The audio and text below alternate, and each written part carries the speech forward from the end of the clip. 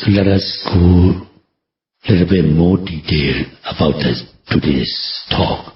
Because as you all can realize by listening to today's talk, it is important for us to know. Because it is the enlightening talk about how our life we had to go on living, or how can we be delivered from these vicious cycle of repeated rebirths.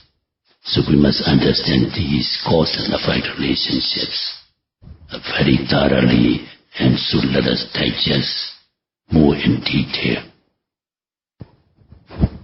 So out of the three modes of cause and effect relationships, the first one is paticca samuppada, or you may call it paticca samudaya, same thing. Paticca samuppada means dependent origination. Paticca samudaya is more proper with today's talk. It is dependent causation. Same thing, because of the cause there is some origination. So dependent origination or dependent causation, the first mode. And this one, every morning we chant. So that's why I changed the word chanting. Ours is not chanting. Ours is doing Dhamma, no sati bhavana. We are actually doing reflection on Dhamma. Buddha gained omniscient wisdom, Savenyuta by repeatedly reflecting this paticca samuppada or dependent origination, vajja pacaya sankhara. Innumerable times under the Bodhi tree near the Niranjara river after his renunciation. So this is the very important thing. In Bama one tradition of meditation, they emphasize on understanding this paticca samuppada. Anyway, at least we must have some idea about it. So the first link is avijja pacaya sankhara.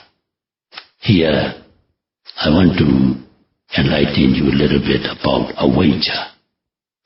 Because the Pali word avijja, any Pali word is negative prefix.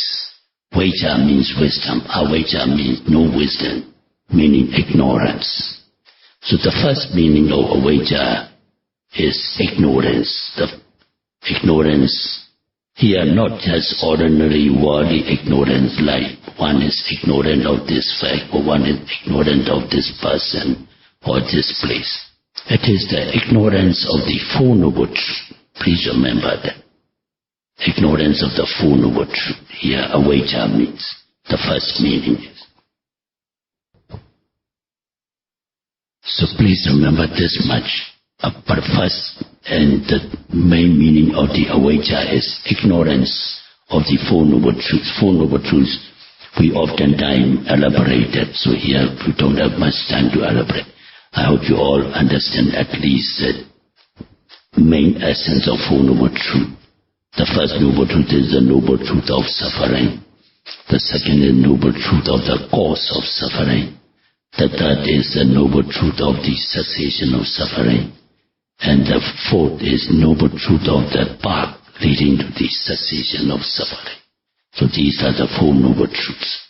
So you all are now practicing this vipassana bhavana inside meditation to realize by your personal intuitive knowledge of these Four Noble Truths.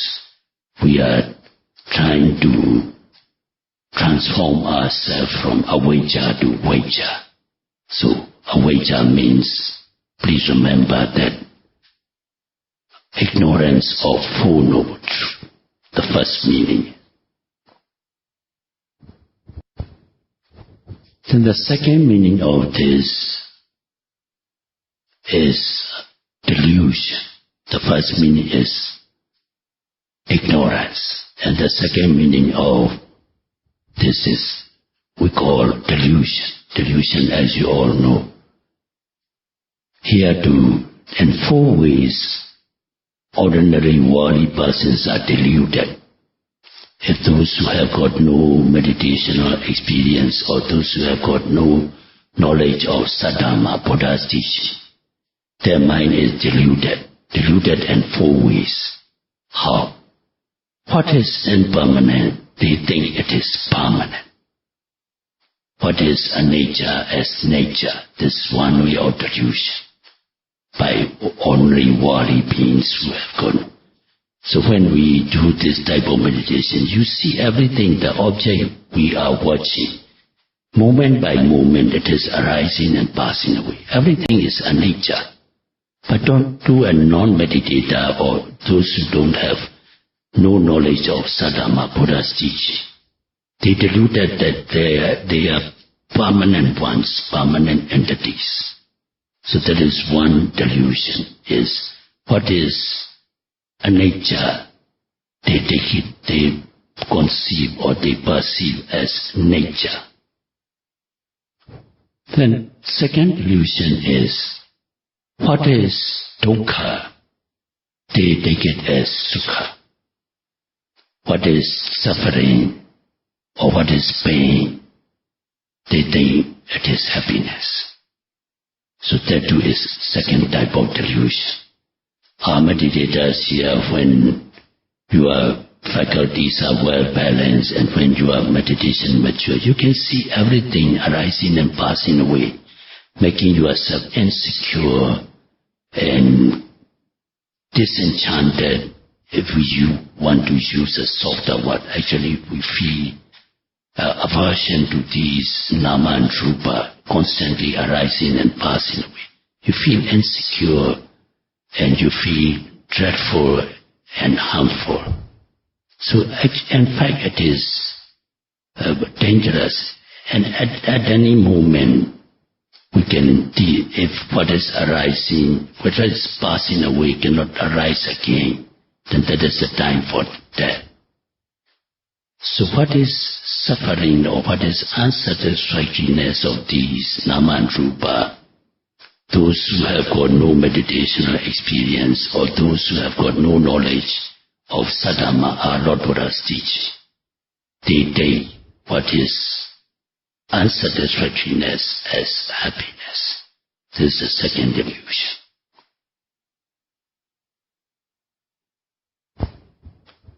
Then the third delusion is, what is not atta or anatta, they take it as atta. So that is the third type of delusion. Our meditators here, when we are meditating and we are observing these as we have instructed, you can experience by yourself. You can clearly see what is real, what we call a being or I or soul, ego or whatever you call it. It's just, we are just a psychophysical complex, a compounded thing of both rupa and nama only. And if you want to elaborate, as we have many times verified for you, 5 categories. And there is no atta or no self or no ego. But we take those who have got no meditation experience, those who have got no knowledge of Buddha's teaching, they take it as atta or self or ego or I. So that is the third delusion. What is not atta or self, they take it as atta or self. Then the fourth delusion is, what is asubha, they take it as subha. Paliwa asubha means what is not beautiful. Subha means beautiful. So what is not beautiful, they take it as beautiful. They means those persons who have got no meditation experience, those persons who have got no knowledge of Sadhama, our Lord Buddha's teaching. They take things, they look at things and they perceive things as beautiful. Actually what is not beautiful. The other day we studied about 32 parts of the body. If we dissect this body, there's nothing beautiful. As the saying goes, beauty is only a skin deep. If you peel off the skin of our body, it'll be horrible. we won't be able to look ourselves and delight in it. So, what is so-called this body is asubha. And these people, ignorant persons or deluded persons, they take it as super or beautiful. So that's how in 4 ways delusion. So if you hear the word avijja, please remember that this is 2 meanings. One is ignorance and the other is delusion. So please remember this Buddha Dhamma is very profound, and it is very beneficial if you can be firmly or undelightedly embrace, because it's the way to deliverance. So avijja, whenever you hear avijja, it has 2 meanings. One is ignorance of Four Noble Truth, and another is delusion in 4 ways. So after understanding that, the next link is avijja paccaya sankhara. Today's question 2 is about this karma. The other day we are discussing, and karma, as I have mentioned, it is very wide subject. We have to stop because short of the time. Karma. In Buddha's teaching, karma, this sankhara is karma. Karma, volitional action. Karma means action. Action, volitional action, or intentional actions are all karma. We normally act in 3 ways. If you examine yourself or other persons, with the mind we think, with the mouth we speak, with the body we move about or we act. Kaya karma, bodily action, vaci karma, verbal action, and mano karma, mental action. These actions are prompted by volition or intention, and they form karma. And this karma in Pali word is we call sankhara. So sankhara is karma. Karma means actually volition or intention, not only volition or intention. That's why I said that Dhamma is profound. Not only the action and the resultant formation. That's why in some textbooks you see, or some talks you might have heard, as mental formations. This sankhara is. So not to confuse you all, usually we stick to volition or intention as karma. So volition, action, and its resultant effects are karma or sankhara. So with any action we did by this ignorance and delusion, they form karma bhava. The bhava means existence, potential. It creates a power or a potential to create another existence. So it is accumulated like energy. It is accumulated as energy, and when conditions conduce, then it gives upapati bhava. So the first one is karma bhava, means the action that gives potential for a new rebirth.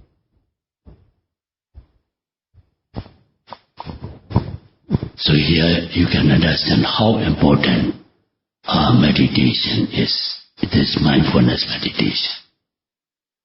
Mindfulness, to be mindful of nama and rupa, and this cause and effect, paccaya preka, and 3 universal characteristics of all phenomena, anicca, dukkha, and anatta. So if you are mindful of these things, you are avijja become vijja, ignorance become knowledge, then delusion become non-delusion, and it prevents the karma results. And we, according to the degree of your enlightenment or being mindful, then one can attain the stages of enlightenment. So this is how it is important to practice this mindfulness meditation, to be mindful of your object in three ways. As Nama and Rupa, as cause and effect, and as realizing the three universal characteristics of anicca, dukkha, and anatta. So if you are not mindful of these phenomena, then this is going to give sankhara pacaya vijnana. These karmic actions will result in arising of vijnana. Paliwa vijnana means consciousness. Here too, you need to understand what type of consciousness you are going to get. Here, patisandhi citta or patisandhi consciousness means relinking or rebirth linking consciousness. Cuti citta is the last thought movement of this life.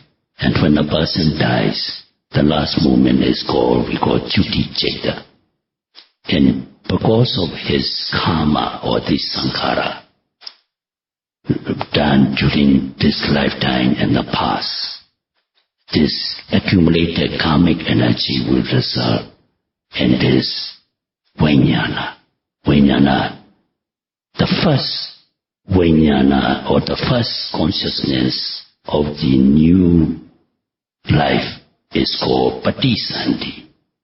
Patisandhi means relinking, because this consciousness links past existence and the present existence together. The link is here. That's why it is called patisandhi citta, or relinking or rebirth linking. Many translations use rebirth linking or relinking consciousness is patisandhi citta, or that is what is called here vijnana. Same thing, vijnana is Pali word. And Pali word is this vijnana means consciousness. Consciousness here means patisandhi, consciousness, or relinking or rebirth linking consciousness.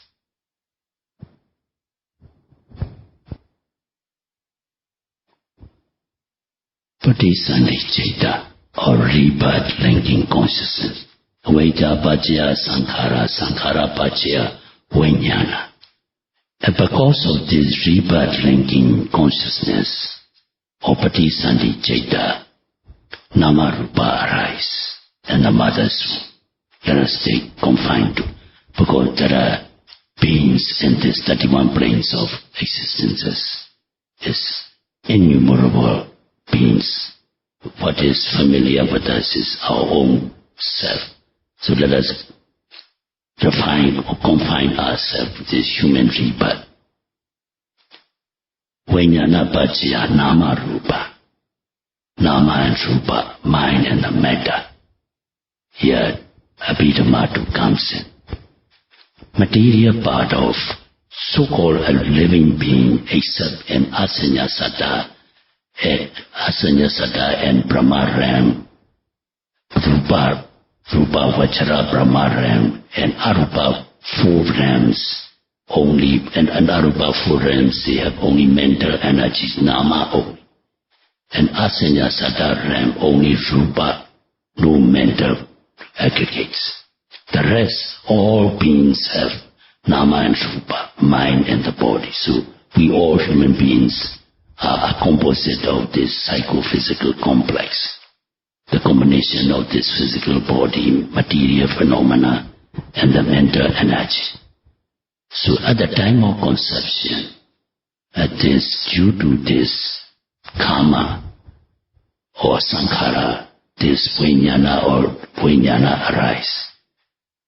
Only when there is vijnana, this nama rupa can survive. And patana relations, conditional relations, how can take a nama rupa, anya manya pachena pachayo? They have to coexist at the time of conception. Without each other, nothing can exist. So patisandhi citta, rebirth consciousness, what we call vijnana here, And Rupa, material part, is constituted by one cell from the mother, what we call in medical term ovum. Ovum cell and the father's sperm cell, when they unite, they form a zygote, a one cell being. And this can survive only with this vijnana, rebirth linking consciousness, and they form together, and they exist together, they arise together at the time of conception as Nama and Rupa. Here, what is Nama Rupa means? The sperm cell, ovum sperm cell from the father, ovum cell from the mother, and that being who is going to conceive past karmic energy, that is called Sankhara. And here it contributes the vijnana part and forming an organism that is only just a Nama and Rupa, mind and matter composition. So how does this vijnana Patisandhi Chaita arise? Any Chaita to arise, there must be object. Without object, no mind or no thought can arise, or no Chaita can arise. So here, for Patisandhi Chaita to arise, Nimitta or the signs will be presented to the mind according to our own karma. 3 signs will be either all or one. One is karma, action, the sign of the action. 2, karma nimitta means the sin of the crime or sin of the action. And the third is kati nimitta and Pali. Kati nimitta is sign of the destiny. Meaning, supposing if a person's akusala, unwholesome deed is going to give fruit or going to arise as vijnana, like one have killing. So these killing actions will appear as images and vision at the time of death. And taking that object as its object, then this vijnana will arise. Either the action or action of the crime means in the room or outside or with a gun is shooting or cutting with a parang or like that. So the action, sin of the action, or if he's going to be reborn, whether in hell, if it is in hell, he's seeing hellfires or ferocious dogs chasing him. Or if he is going to be reborn an animal, then mother's womb, like that. So these are we call kati nimitta. Action, sign of the action, sign of the sin of the action, and sign of destiny will present to the mind. And taking that as object, and this Patisandhi Chaita or rebirth linking consciousness will arise. And that time, that being is conceived in the womb. So it's right now. Idame punya. Idame punya. Nibbanasa. Nibbanasa. Pacayo. Pacayo. Hotu. Hotu. Idame punya. Idame punya. Yatinang hotu. Yatina hotu. Sukhita hondu nyatayo. Sukita hontu nyatayo. Imano. Imano. Punya bhagan. Punya bhagan. Sabha satana. Sabha satana. Dema. Dema. Sadhu, sadhu, sadhu. Sadhu. May you all be happy. May you all be healthy. May you all be free from suffering.